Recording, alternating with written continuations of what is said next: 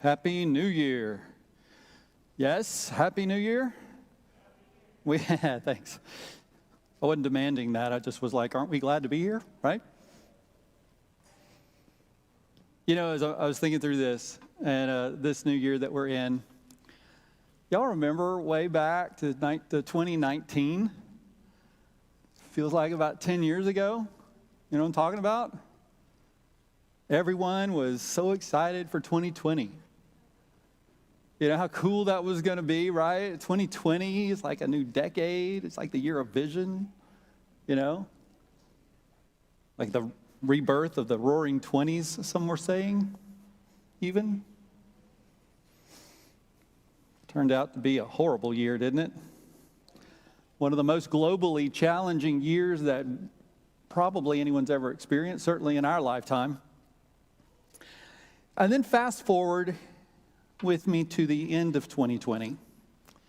As the new year approached and the memes started cranking out, y'all read some pretty good 2021 memes. My personal favorite, was the one that says, I don't usually stay up until midnight, but I am this year, not so that I can welcome in the new year, but so I can make sure the old one leaves, right? It's like, that was awesome. Posted that probably a few times. We were so ready to see that 0 turn into a 1, weren't we? From 2020 to 2021. You know, in 2020 we felt hopeless and, that there would ever be a time for us to get back to any sort of normalcy. We felt helpless.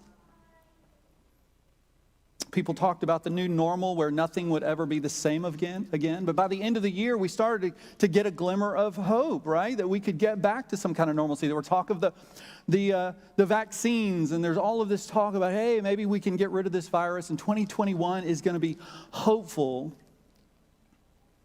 We actually stopped to consider, hey, can things be different than they are? Can 2021 be hopeful?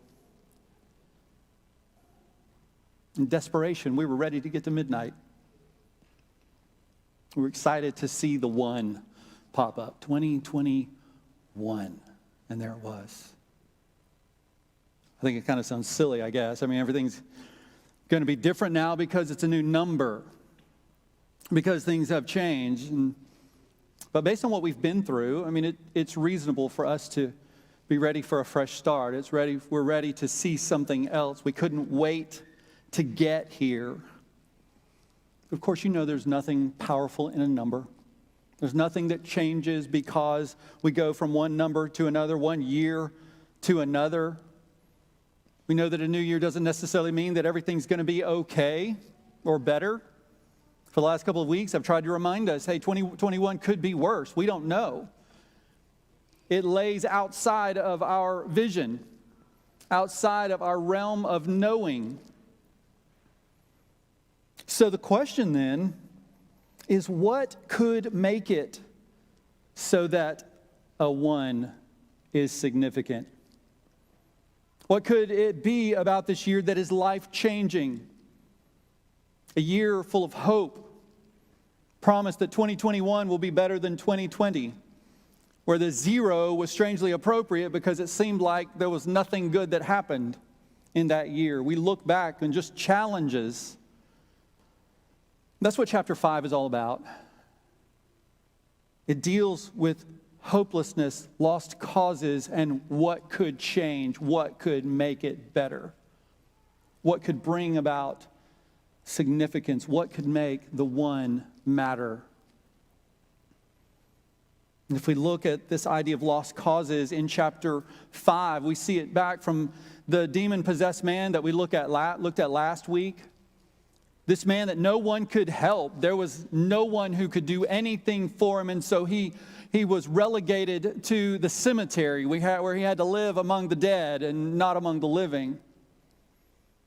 And this week we look at a woman who has a chronic bleeding issue that eventually, because the doctors have done all they could, the medicine couldn't help her, she ends up worse than she was.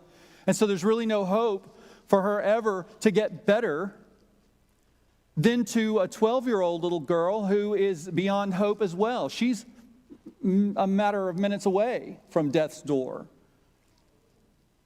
It's hopelessness.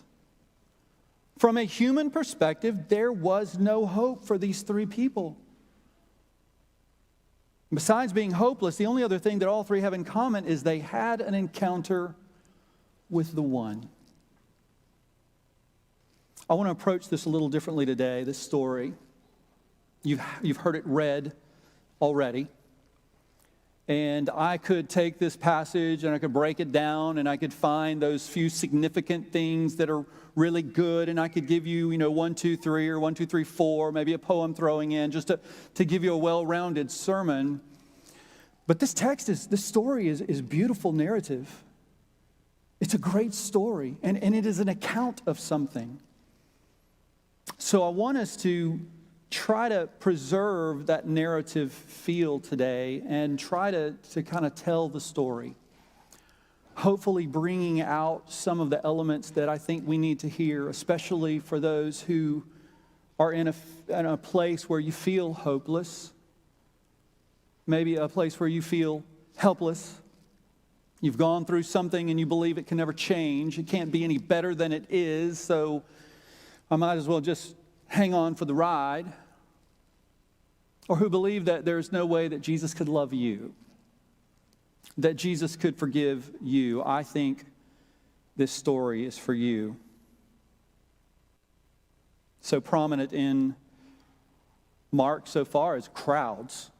Because everywhere Jesus goes, there are crowds. And so that's where this story really begins. But the story really, of course, begins a day or so earlier with the crowd.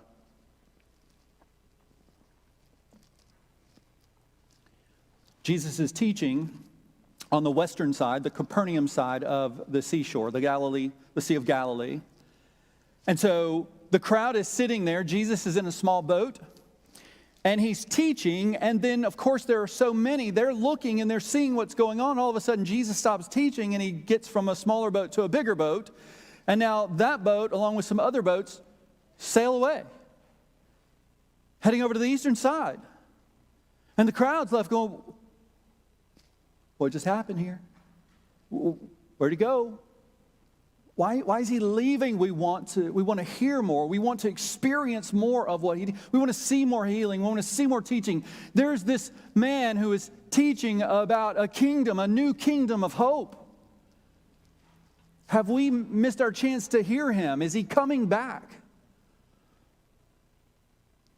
But they wouldn't have to wait too long, because only a day or so later, on the horizon, here he comes again.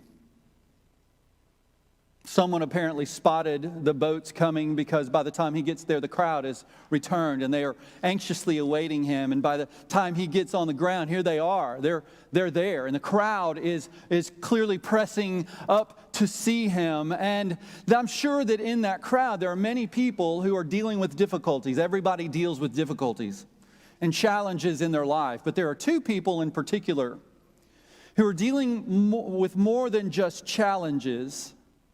These are people who are dealing with hopelessness. They are people who are dealing with despair. And when you deal with despair, quite often desperate things happen. And these people are at a place where they are ready to throw all caution to the wind. One is a man who is an official in the synagogue. He is a lay person who is responsible for taking care of all of the things that happen within the synagogue. He would be respected among the Jewish people, and yet he's prepared to throw caution to the wind, take off all pretense, all mask. I don't care. I'm going to him. I'm going to beg him because I am at a place of desperation. My child is laying at death's door. While on the other side somewhere, there is a lady who is saying, no one else has been able to help me. This man, I believe, I've seen him, I believe that he can help me. And they begin to press in through the crowd. If this one couldn't or wouldn't help them, then all was lost. It was going to be literally a matter of life or death. Well, in spite of the huge crowd, he actually was able to make it through. And he was even able to convince the healer to go with him, to leave the crowd behind and go with him to his house to heal his daughter. He who was hopeless and in despair all of a sudden had this upturning feeling of hope because the healer was going to do something. He was going to go with him. But then all of a sudden he stops in his track. Something had happened. We're going along. We're ready to get there. We're going to save my daughter. Now something's happened. And he begins to turn and to look around, and his attention goes off of the man and onto something that he can't see. Why did he stop? I mean, can't you imagine what would be going through this father's mind? This father who is desperate for his daughter. He gets, and now all of a sudden, the healer's attention has turned, and it probably won't come back to him. Could be that his chance is gone. Why did he stop? Where's he going? Somebody touched him. What? Everybody touched him. They're all around him. Even his own disciples think he's crazy. What are you saying? Somebody touched you? I mean, seriously? Really? Yeah, somebody touched you. We need to go. My little girl cannot wait.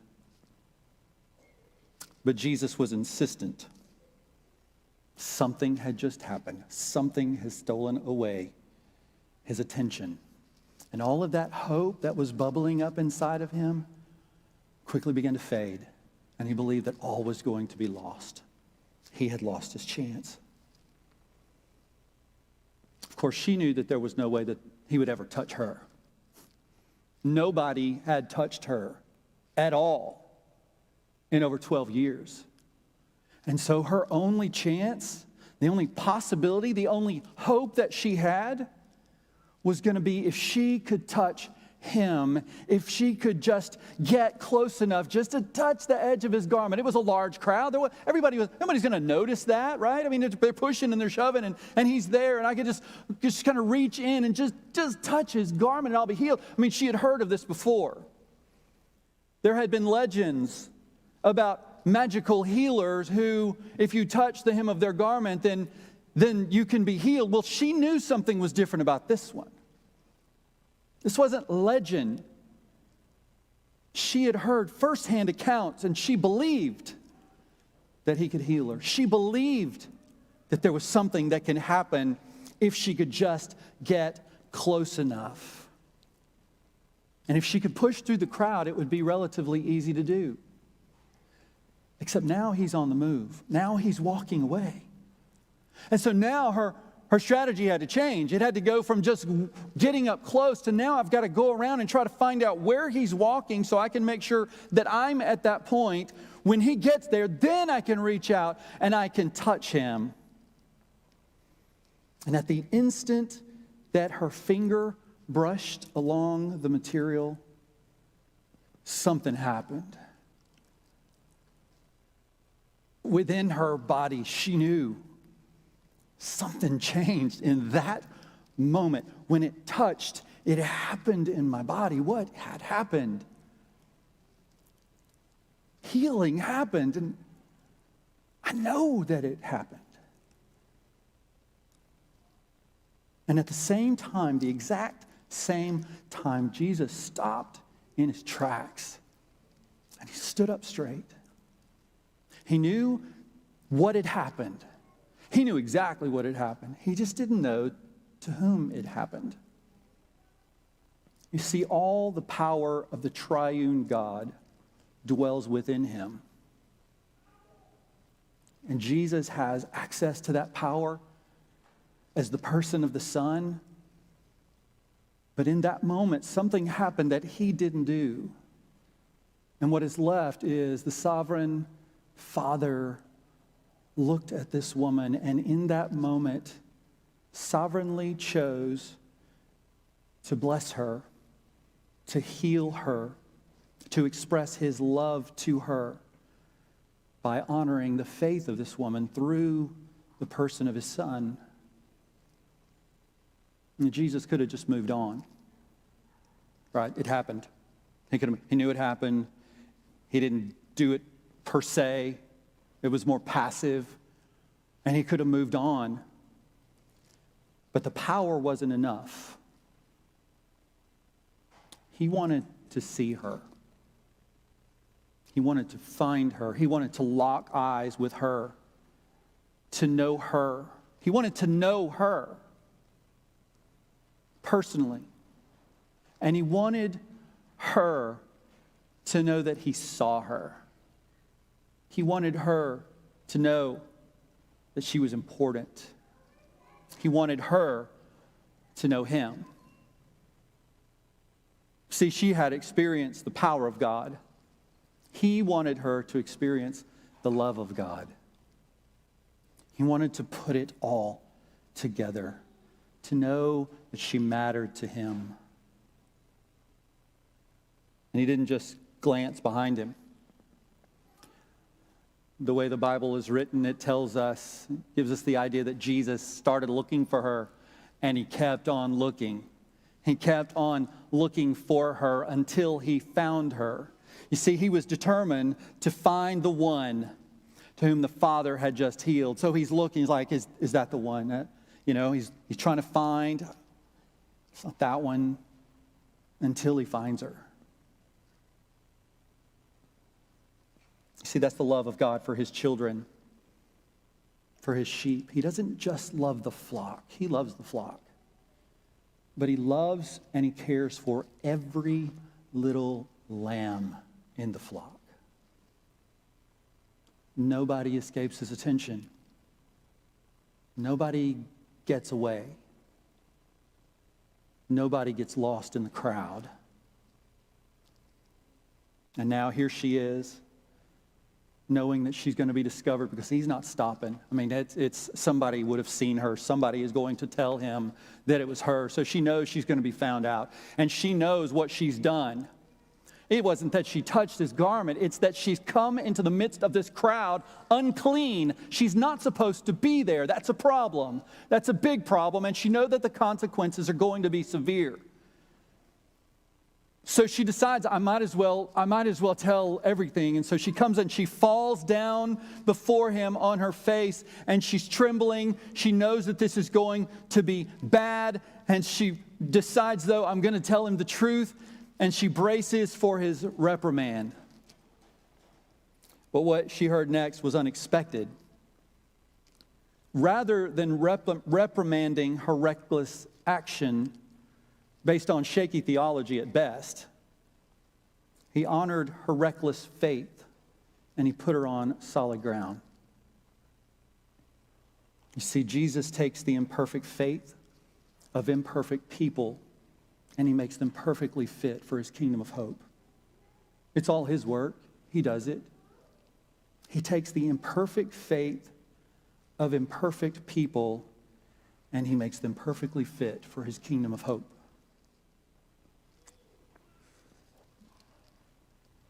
And then he started to talk to her. And when he started by calling her daughter, she was stunned. She would be absolutely stunned. That's the farthest thing that she can imagine would come out of his mouth in that moment. He called her daughter. A daughter is a child, right? A daughter is loved and cared for. He called her daughter. And then he said something else, and this is very significant. He said, your faith has saved you. He didn't say your faith has healed you. He said your faith has saved you. And it is clear that he meant something more than physical healing, because the next thing he said was, go in peace and be healed from your affliction. This woman had fought through a crowd in hopes of finding relief for her body. But when she encountered the one, she left having received relief for her soul. She had exposed Jesus to uncleanness, ceremonial uncleanness. And Jesus caused her to walk away clean. This was his mission. His mission was to take the sins of the individual and replace it with his own righteousness. So at that moment, while they're still talking, this is still going on. This interaction with this woman is still happening. This anxious father who just witnessed everything happen received the news that he hoped and hoped and hoped beyond hope he wouldn't get. A group of people started walking to him, and maybe it was like one of those moments when a service family, someone who is in the family of someone who is in the armed forces and they're off at war, when they see the chaplain walking down the sidewalk. Maybe it's something like that. He knew they were coming from his house. And so they're walking towards him, and he's probably in his heart saying, no, no, no. But they come to him and they say, your daughter's dead. It's over. All hope was gone. Sure, Jesus could heal, but this is on a whole different level. They'd seen him heal, but we're talking about raising from the dead. Jesus had waited too long, and there was nothing that could be done. But while they're still talking, the people from the house are talking to the man. Jesus finishes his conversation as the woman walks off cleansed, and he hears what's going on, and he walks over, and I can see him standing right in front of the man, getting his full attention, walking right up and saying, don't be afraid. Only believe. It's as if he said to him, hey, don't listen to them. You focus on me. Don't worry about what they're saying. Forget it. Right here. You keep your gaze here. You believe in me. And I think that may have possibly served as a reminder to the apostles who were listening to all this, because just a day or so before, they had been on the sea and in a boat, and the waves and the wind were crashing, and the boat was in danger of sinking, and they were terrified, they were afraid, they were giving up hope. And Jesus gets up, and he stands up, and he causes the wind and the waves to be still, for the water to be glassy and the wind to be gone. And he says, why are you afraid? Don't you believe yet? And they were like, who is this that even the wind and the waves obey? But here, Jesus takes those exact words and he turns them around as words of encouragement for this hurting father. He turns it around and he says, don't be afraid. Only believe. See, Jesus chose to step into this daddy's pain and love him through it. He got in the midst of it. He stepped right into the man's face. He gets into his pain. And he loves him. And he is the only one who could do that. You know, Jesus only allowed Peter and James and John, his inner circle, to see what would happen next. So when they get to the house, the paid professional mourners had already started. See, everybody in that day was expected to have paid professional mourners when someone in the family died. And so if you were poor, you might have one. You had to have at least one, maybe one or two. If you were more prominent, like this official of the synagogue, you probably had more. So Jesus walks in to a house with probably several people who are wailing and mourning, and they're leading the whole household in a time of just brokenness, and they're doing what they're doing. This is their job. This is what they're good at. And Jesus walks in and says, hey, why are y'all doing this? And I'm sure they looked at each other dumbfounded, as to say, well, surely he knows we're doing it for the paycheck. But then he says, like, the girl's not dead, she's asleep. And now their wailing of tears has turned into wailing of laughter. Now they're mocking him. They're making fun that he would be so dumb and to do something like this. They mocked him. And you know, everybody has to deal with professional mockers at some time, don't they? People who everything that comes out of their mouth is negative Everything that comes out of their mouth is pointing to what can't be done. They're always questioning and doubting and causing us to wonder about our faith in the impossible. And this family was certainly no different there. But notice their disbelief prevented them from experiencing a movement of grace and power from the One. They missed it because Jesus locked them out. He wouldn't listen to them, and he refused to let this man and his wife listen to them. And his words echoed again. Don't be afraid. Believe. See, only those who believe were allowed into the room that day. So Jesus goes into the room. They shut the door. Peter, James, and John, the mother, the father, in the room with him, the dead girl laying over on the bed. And Jesus walks over to her, and he takes her by the hand, yet again, exposing himself to ceremonial uncleanliness. And he says to her, get up. Little girl, get up. And says she just got up and starts walking around as to demonstrate, this is not a zombie. This is, not the Walking Dead. She's walking around. She's alive. Jesus has done the impossible, and her parents are speechless. The thing that no one believed could be done had been done. The girl was alive. And not only had Jesus blessed the girl with life, he demonstrated his love and his compassion for this little one by telling them to get her some food because she's hungry. Jesus cares about the details of life. He cares about the little things in life. For those who are his, there is nothing that is too insignificant for him. And for those who are his, they remain his. And so the care is always there. So after holding their baby girl like she'd never been hugged before, those parents were ready to shout it from a mountain of what the One had done for them. But then he strictly tells them not to. Sternly tells them not to. As strong words there.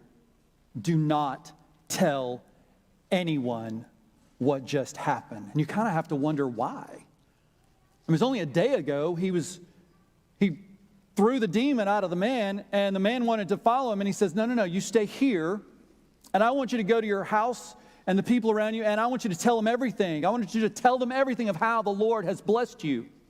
And now a day later, he does something, he raises somebody from the dead, and he's telling the parents, don't tell anybody.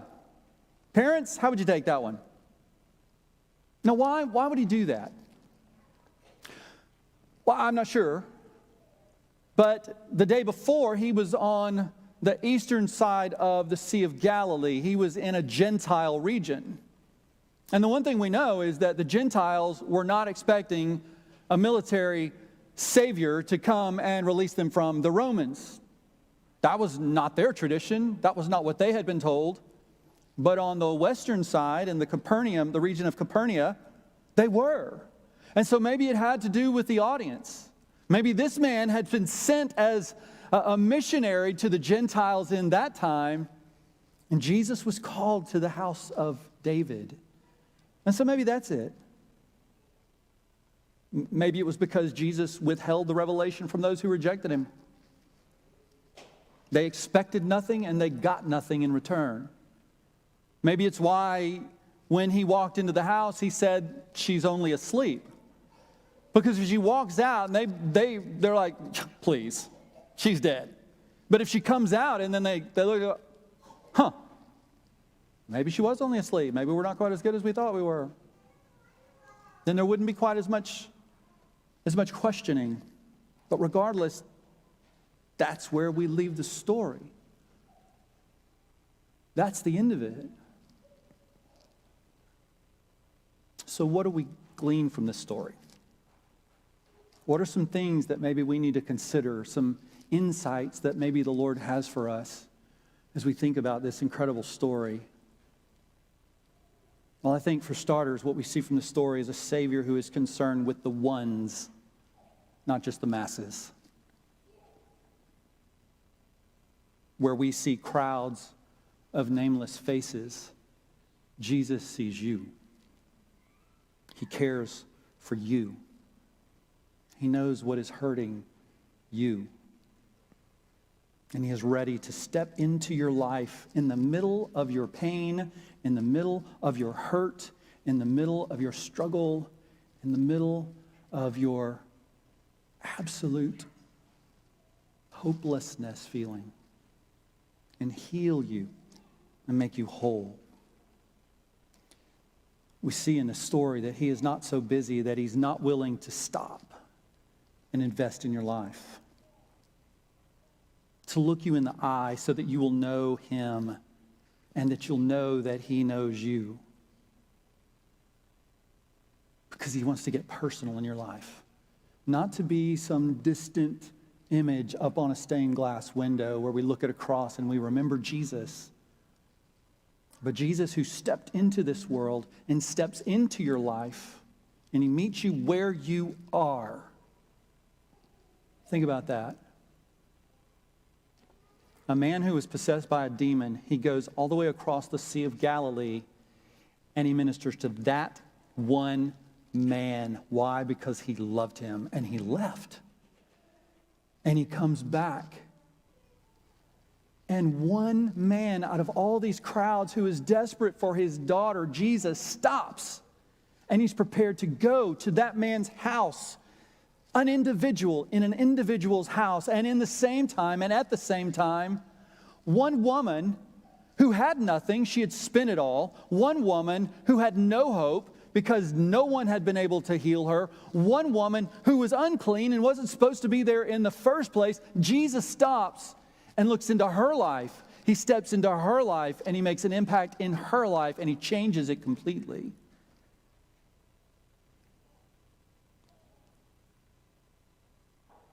He steps in to meet your needs according to what is best, but to heal your soul and transform your life.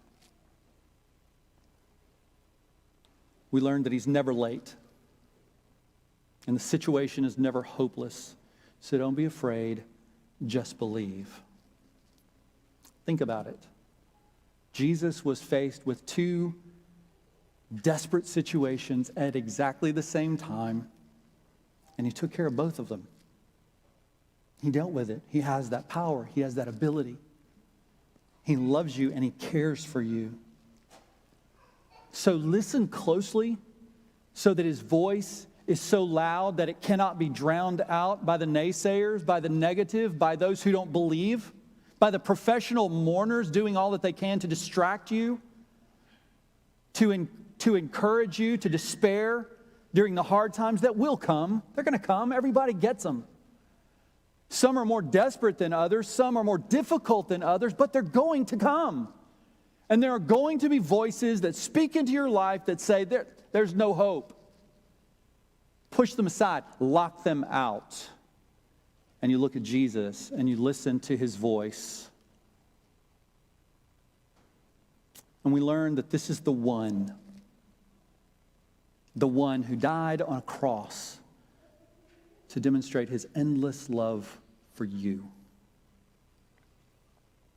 He's the one who sacrificed His life for you to save you. And He's the only one who could do that. So don't be afraid this year. Don't be afraid of what's coming around the corner. Don't be afraid of how things are going to turn out.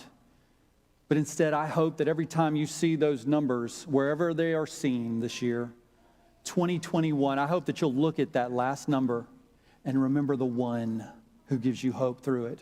Remember that that is the one who loves you. That is the one who speaks into your life. That's the one who cares for you. That's the one who is God, Lord. He's sovereign over the wind and the waves, and He's sovereign over the winds and the waves of your heart. So don't be afraid. Only believe. Believe in the one. Let's pray.